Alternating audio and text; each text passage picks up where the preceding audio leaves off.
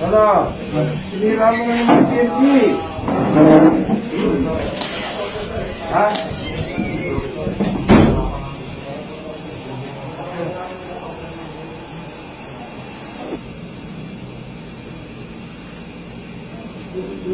Bata ako na aaway. Pulis pang ka pa lang. Paano ngayon kakainin? Paano mag-aaral yun kung matatanggal ka sa serbisyo? Hindi ko. Tatanggalin talaga ka namin sa serbisyo. You drag the entire organization.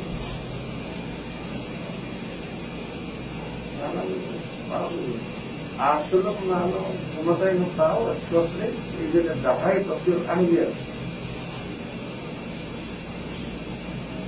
Yan gusto ka bang sabihin, nandito si J.S. Giran ng IAS. Ipapasigot ka agad namin yung pre-charge mo. Ayun, nakakot na po yung pagkakamali. Nagdala po ako ng sobrang gusto na. Sisisi ko ako sa ginawa ko. Nakita sa sisisi ko. Unang-una para sa pag-hindi ko. Sasabihin ka sa akin, Kaya parang matulungan mo. ano itutulong ko sa'yo? Sige, masabi ka, ano itutulong ko sa'yo?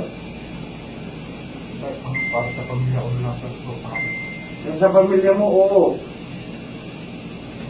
Experience mo sa service mo, I do not think na hindi ka nakapag-experience ng ups and downs natin.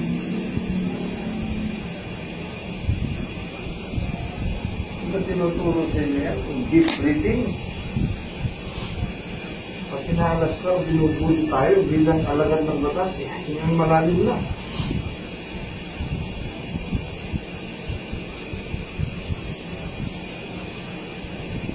Maliban sa you drug the organization.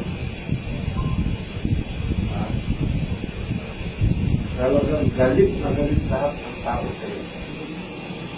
Yan ang pagsisihan mo. Wala ka ng kakampi sa ginawa mo na. And that you have to pray hard. Sobrang galit ng tao sa iyo. Kahit pa paano, pinoprotection na lang namin yung anak mo. Kaya may mga pulis din doon. Yan ang ipagdasal mo. Kasi hindi namin makontrol lahat ng tao.